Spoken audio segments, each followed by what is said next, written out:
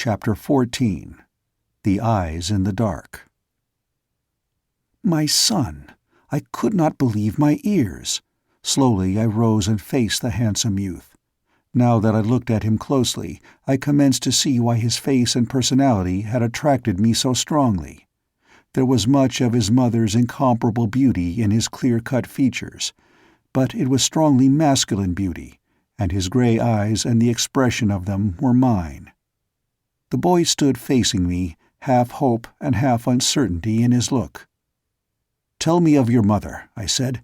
"Tell me all you can of the years that I have been robbed by a relentless fate of her dear companionship." With a cry of pleasure he sprang toward me, and threw his arms about my neck, and for a brief moment, as I held my boy close to me, the tears welled to my eyes, and I was like to have choked after the manner of some maudlin fool. But I do not regret it, nor am I ashamed. A long life has taught me that a man may seem weak where women and children are concerned, and yet be anything but a weakling in the sterner avenues of life. "Your stature, your manner, the terrible ferocity of your swordsmanship," said the boy, "are as my mother has described them to me 1,000 times. But even with such evidence, I could scarce credit the truth of what seemed so improbable to me, however much I desired it to be true. Do you know what thing it was that convinced me more than all the others?" "What, my boy?" I asked. "Your first words to me. They were of my mother. None else but the man who loved her, as she has told me my father did, would have thought first of her. For long years, my son, I can scarce recall a moment that the radiant vision of your mother's face has not been ever before me. Tell me of her." "Those who have known her longest say that she has not changed, unless it be to grow more beautiful, were that possible. Only when she thinks I am not about to see her, her face grows very sad, and oh so wistful. She thinks ever of you, my father, and all Helium mourns with her and for her. Her grandfather's people love her. They loved you also, and fairly worship your memory as the savior of Barsoom. Each year that brings its anniversary of the day that saw you racing across a near-dead world to unlock the secret of that awful portal behind which lay the mighty power of life for countless millions, a great festival is held in your honor. But there are tears mingled with the thanksgiving, tears of real regret that the author of the happiness is not with them to share the joy of living he died to give them. Upon all Barsoom there is no greater name than John Carter." "And by what name has your mother called you, my boy?" I asked. "The people of Helium asked that I be named with my father's name, but my mother said no, that you and she had chosen a name for me together, and that your wish must be honored before all others, so the name that she called me is the one that you desired, a combination of hers and yours, Carthoris." Sodar had been at the wheel as I talked with my son, and now he called me. "She is dropping badly by the head, John Carter," he said. "So long as we are rising at a stiff angle, it was not noticeable. But now that I am trying to keep a horizontal course, it is different. The wound in her bow has opened one of her forward ray tanks." It was true, and after I had examined the damage I found it a much graver matter than I had anticipated. Not only was the forced angle at which we were compelled to maintain the bow in order to keep a horizontal course greatly impeding our speed, but at the rate that we were losing our repulsive rays from the forward tanks, it was but a question of an hour or more when we would be floating stern up and helpless. We had slightly reduced our speed with the dawning of a sense of security, but now I took the helm once more and pulled the noble little engine wide open, so that again we raced north at terrific velocity. In the meantime, Carthoris and Sodar, with tools in hand, were puttering with the great rent in the bow in a hopeless endeavor to stem the tide of escaping rays. It was still dark when we passed the northern boundary of the ice cap and the area of clouds. Below us lay a typical Martian landscape. Rolling ochre sea bottom of long dead seas, low surrounding hills, with here and there the grim and silent cities of the dead past. great piles of mighty architecture tenanted only by age-old memories of a once powerful race, and by the great white apes of Barsoom. It was becoming more and more difficult to maintain our little vessel in a horizontal position. Lower and lower sagged the bow until it became necessary to stop the engine to prevent our flight terminating in a swift dive to the ground. As the sun rose and the light of a new day swept away the darkness of night, our craft gave a final spasmodic plunge, turned half upon her side, and then, with the deck tilting at a sickening angle, swung in a slow circle, her bow dropping further below her stern each moment. To handrail and stanchion we clung, and finally, as we saw the end approaching, snapped the buckles of our harness to the rings at her sides. In another moment the deck reared at an angle of 90 degrees, and we hung in our leather with feet dangling 1,000 yards above the ground. I was swinging quite close to the controlling devices, so I reached out to the lever that directed the rays of repulsion. The boat responded to the touch, and very gently we began to sink toward the ground. It was fully half an hour before we touched. Directly north of us rose a rather lofty range of hills, toward which we decided to make our way, since they afforded greater opportunity for concealment from the pursuers we were confident might stumble in this direction. An hour later found us in the time-rounded gullies of the hills, amid the beautiful flowering plants that abound in the arid waste places of Barsoom. There we found numbers of huge milk-giving shrubs, that strange plant which serves in great part as food and drink for the wild hordes of green men. It was indeed a boon to us, for we all were nearly famished. Beneath a cluster of these, which afforded a perfect concealment from wandering air scouts, we lay down to sleep, for me the first time in many hours. This was the beginning of my 5th day upon Barsoom since I had found myself suddenly translated from my cottage on the Hudson to Dor, the Valley Beautiful, the Valley Hideous.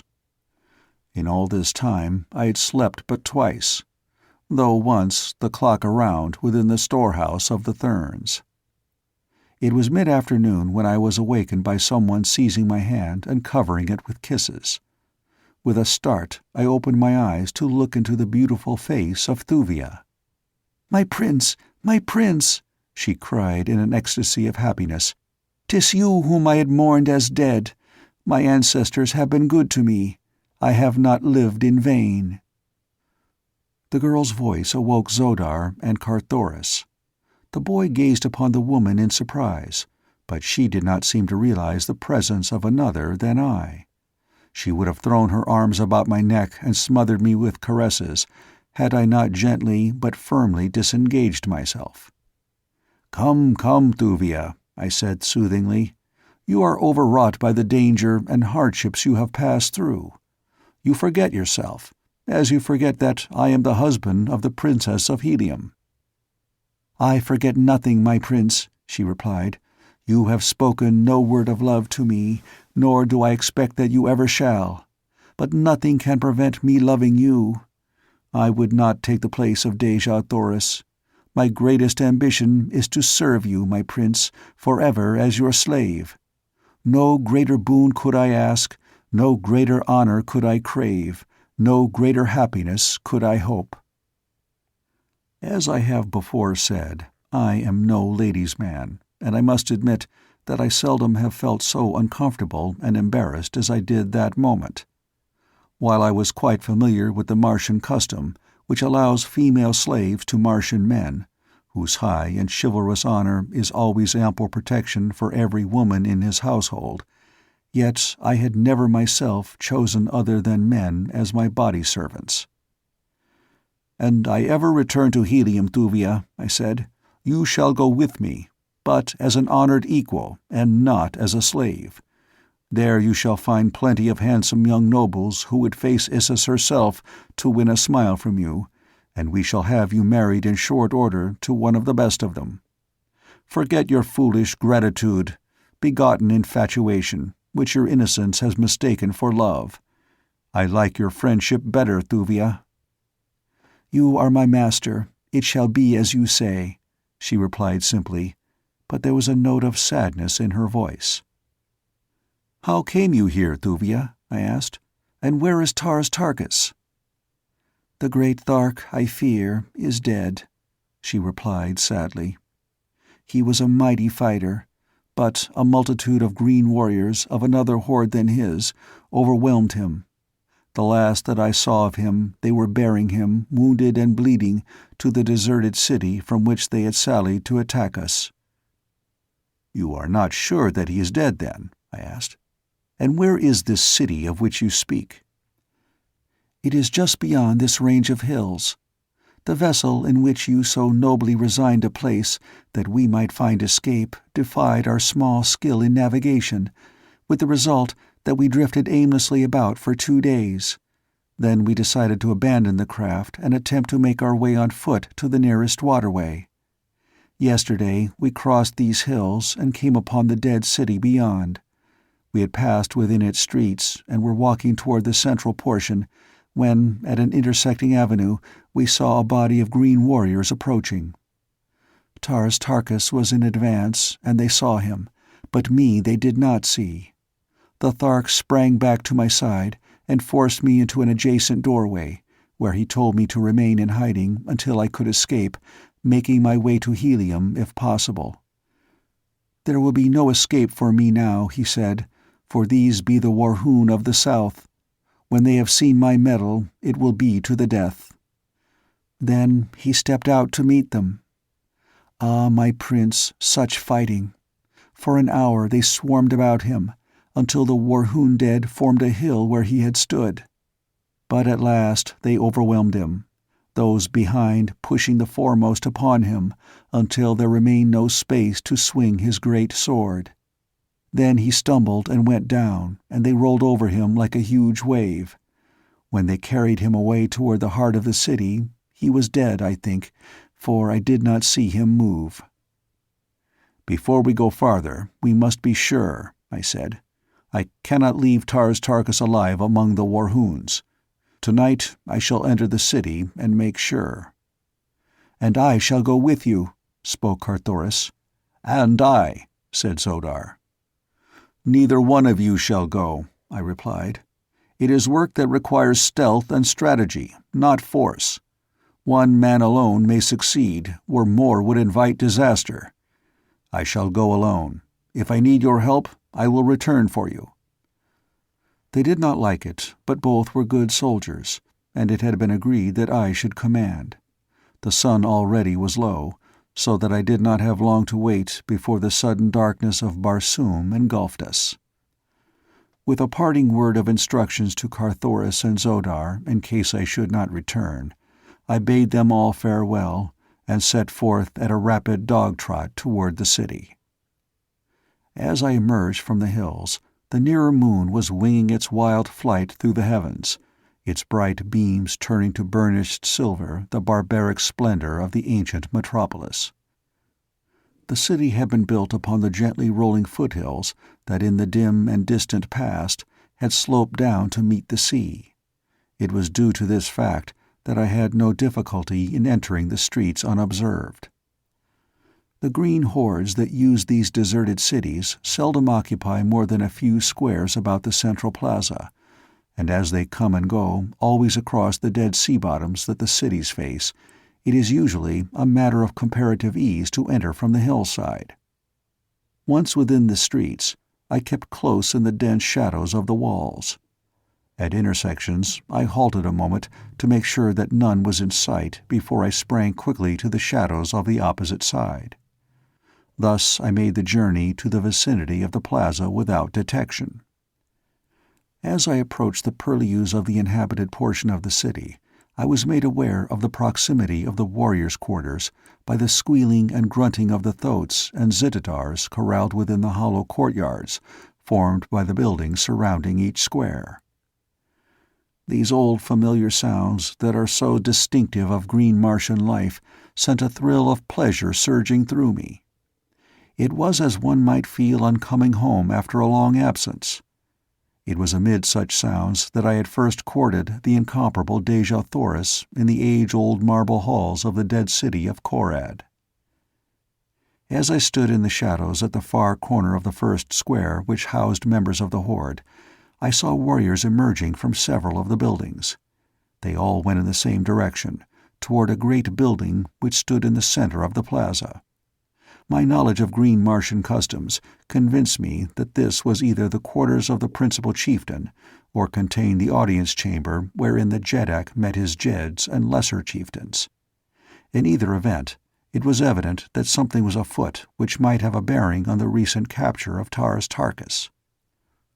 To reach this building, which I now felt it imperative that I do, I must needs traverse the entire length of one square, and cross a broad avenue and a portion of the plaza. From the noises of the animals which came from every courtyard about me, I knew that there were many people in the surrounding buildings, probably several communities of the great horde of the Warhoons of the South. To pass undetected among all these people was in itself a difficult task, but if I was to find and rescue the great Thark, I must expect even more formidable obstacles before success could be mine. I had entered the city from the south, and now stood on the corner of the avenue through which I had passed, and the first intersecting avenue south of the plaza. The buildings upon the south side of this square did not appear to be inhabited, as I could see no lights, and so I decided to gain the inner courtyard through one of them. Nothing occurred to interrupt my progress through the deserted pile I chose, and I came into the inner court close to the rear walls of the east buildings without detection. Within the court, a great herd of thoats and zitidars moved restlessly about, cropping the moss-like ochre vegetation which overgrows practically the entire uncultivated area of Mars. What breeze there was came from the northwest, so there was little danger that the beasts would scent me. Had they, their squealing and grunting would have grown to such a volume as to attract the attention of the warriors within the buildings. Close to the east wall, beneath the overhanging balconies of the second floors, I crept in dense shadows the full length of the courtyard, until I came to the buildings at the north end. These were lighted for about 3 floors up, but above the 3rd floor all was dark. To pass through the lighted rooms was, of course, out of the question, since they swarmed with Green Martian men and women. My only path lay through the upper floors, and to gain these it was necessary to scale the face of the wall. The reaching of the balcony of the 2nd floor was a matter of easy accomplishment. An agile leap gave my hands a grasp upon the stone handrail above. In another instant I had drawn myself upon the balcony. Here, through the open windows, I saw the green folk squatting upon their sleeping silks and furs, grunting an occasional monosyllable, which, in connection with their wondrous telepathic powers, is ample for their conversational requirements. As I drew closer to listen to their words, a warrior entered the room from the hall beyond. "Come, Tangama," he cried. "We are to take the Thark before Kabkaja. Bring another with you." The warrior addressed arose, and beckoning to a fellow squatting near, the 3 turned and left the apartment. If I could but follow them, the chance might come to free Tars Tarkas at once. At least I would learn the location of his prison. At my right was a door leading from the balcony into the building. It was at the end of an unlighted hall, and on the impulse of the moment I stepped within. The hall was broad and led straight through to the front of the building. On either side were the doorways of the various apartments which lined it. I had no more than entered the corridor than I saw the 3 warriors at the other end, those whom I had just seen leaving the apartment. Then a turn to the right took them from my sight again. Quickly I hastened along the hallway in pursuit. My gait was reckless, but I felt that fate had been kind indeed to throw such an opportunity within my grasp, and I could not afford to allow it to elude me now. At the far end of the corridor I found a spiral stairway leading to the floors above and below. The 3 had evidently left the floor by this avenue. That they had gone down and not up I was sure from my knowledge of these ancient buildings and the methods of the Warhoons. I myself had once been a prisoner of the cruel hordes of the northern Warhoon, and the memory of the underground dungeon in which I lay still is vivid in my memory. And so I felt certain that Tars Tarkas lay in the dark pits beneath some nearby building, and that in that direction I should find the trail of the three warriors leading to his cell. Nor was I wrong. At the bottom of the runway, or rather at the landing on the floor below, I saw that the shaft descended into the pits beneath, and as I glanced down, the flickering light of a torch revealed the presence of the three I was trailing. Down they went toward the pits beneath the structure, and at a safe distance behind I followed the flicker of their torch. The way led through a maze of tortuous corridors, unlighted save for the wavering light they carried. We had gone perhaps 100 yards, when the party turned abruptly through a doorway at their right. I hastened on as rapidly as I dared through the darkness, until I reached the point at which they had left the corridor. There, through an open door, I saw them removing the chains that secured the great Tars Tarkas to the wall. Hustling him roughly between them, they came immediately from the chamber, so quickly, in fact, that I was near to being apprehended. But I managed to run along the corridor in the direction I had been going in my pursuit of them, far enough to be within the radius of their meager light as they emerged from the cell. I had naturally assumed that they would return with Tars Tarkas the same way that they had come, which would carry them away from me, but to my chagrin they wheeled directly in my direction as they left the room. There was nothing for me but to hasten on in advance and keep out of the light of their torch. I dared not attempt to halt in the darkness of any of the many intersecting corridors, for I knew nothing of the direction they might take. Chance was as likely as not to carry me into the very corridor they might choose to enter. The sensation of moving rapidly through these dark passages was far from reassuring. I knew not at what moment I might plunge headlong into some terrible pit, or meet with some of the ghoulish creatures that inhabit these lower worlds beneath the dead cities of dying Mars. There filtered to me a faint radiance from the torch of the men behind, just enough to permit me to trace the direction of the winding passageways directly before me, and so keep me from dashing myself against the walls at the turns. Presently I came to a place where 5 corridors diverged from a common point. I had hastened along one of them for some little distance, when suddenly the faint light of the torch disappeared from behind me. I paused to listen for sounds of the party behind me, but the silence was as utter as the silence of a tomb. Quickly I realized that the warriors had taken one of the other corridors with their prisoner, and so I hastened back with a feeling of considerable relief to take up a much safer and more desirable position behind them.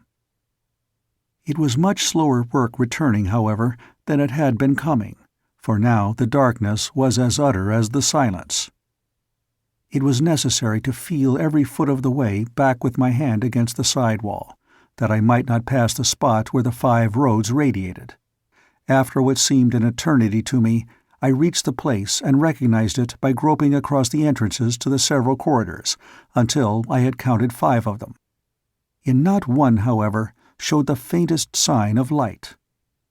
I listened intently, but the naked feet of the green men sent back no guiding echoes, though presently I thought I detected the clank of sidearms in the far distance of the middle corridor. Up this, then, I hastened, searching for the light, and stopping to listen occasionally for a repetition of the sound. But soon I was forced to admit that I must have been following a blind lead, as only darkness and silence rewarded my efforts. Again I retraced my steps toward the parting of the ways, when to my surprise I came upon the entrance to 3 diverging corridors, any one of which I might have traversed in my hasty dash after the false clue I had been following. Here was a pretty fix indeed. Once back at the point where the 5 passageways met, I might wait with some assurance for the return of the warriors with Tars Tarkas.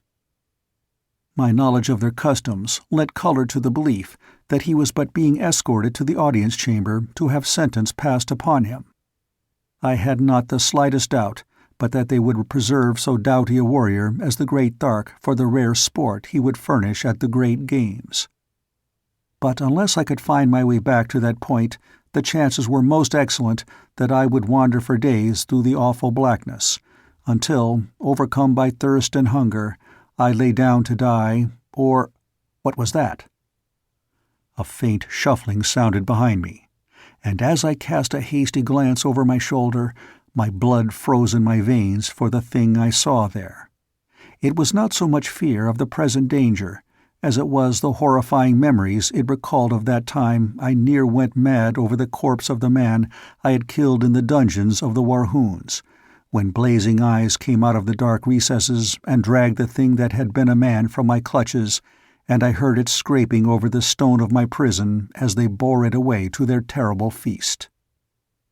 And now in these black pits of the other Warhoons I looked into those same fiery eyes, blazing at me through the terrible darkness, revealing no sign of the beast behind them. I think that the most fearsome attribute of these awesome creatures is their silence, and the fact that one never sees them, nothing but those baleful eyes glaring unblinkingly out of the dark void behind. Grasping my longsword tightly in my hand, I backed slowly along the corridor away from the thing that watched me. But ever as I retreated, the eyes advanced, nor was there any sound, not even the sound of breathing, except the occasional shuffling sound as of the dragging of a dead limb, that had first attracted my attention. On and on I went, but I could not escape my sinister pursuer. Suddenly I heard the shuffling noise at my right, and, looking, saw another pair of eyes, evidently approaching from an intersecting corridor. As I started to renew my slow retreat, I heard the noise repeated behind me, and then before I could turn, I heard it again at my left. The things were all about me. They had me surrounded at the intersection of two corridors. Retreat was cut off in all directions, unless I chose to charge one of the beasts. Even then, I had no doubt but that the others would hurl themselves upon my back. I could not even guess the size or nature of the weird creatures. That they were of goodly proportions I guessed from the fact that the eyes were on a level with my own. Why is it that darkness so magnifies our dangers? By day I would have charged the great Banth itself, had I thought it necessary, but hemmed in by the darkness of these silent pits, I hesitated before a pair of eyes. Soon I saw that the matter shortly would be taken entirely from my hands, for the eyes at my right were moving slowly nearer me, as were those at my left and those behind and before me. Gradually they were closing in upon me, but still that awful stealthy silence. For what seemed hours, the eyes approached gradually closer and closer, until I felt that I should go mad for the horror of it. I had been constantly turning this way and that to prevent any sudden rush from behind, until I was fairly worn out. At length I could endure it no longer, and, taking a fresh grasp upon my longsword, I turned suddenly and charged down upon one of my tormentors. As I was almost upon it, the thing retreated before me, but a sound from behind caused me to wheel in time to see 3 pairs of eyes rushing at me from the rear. With a cry of rage, I turned to meet the cowardly beasts, but as I advanced they retreated as had their fellow. Another glance over my shoulder discovered the first eyes sneaking on me again, and again I charged, only to see the eyes retreat before me and hear the muffled rush of the 3 at my back. Thus we continued, the eyes always a little closer in the end than they had been before, until I thought that I should go mad with the terrible strain of the ordeal. That they were waiting to spring upon my back seemed evident, and that it would not be long before they succeeded was equally apparent, for I could not endure the wear of this repeated charge and countercharge indefinitely. In fact, I could feel myself weakening from the mental and physical strain I had been undergoing. At that moment I caught another glimpse from the corner of my eye of the single pair of eyes at my back making a sudden rush upon me. I turned to meet the charge. There was a quick rush of the 3 from the other direction, but I determined to pursue the single pair until I should have at least settled my account with one of the beasts, and thus be relieved of the strain of meeting attacks from both directions. There was no sound in the corridor, only that of my own breathing. Yet I knew that those three uncanny creatures were almost upon me. The eyes in front were not retreating so rapidly now. I was almost within sword reach of them. I raised my sword arm to deal the blow that should free me, and then I felt a heavy body upon my back. A cold, moist, slimy something fastened itself upon my throat. I stumbled and went down. End of chapter 14.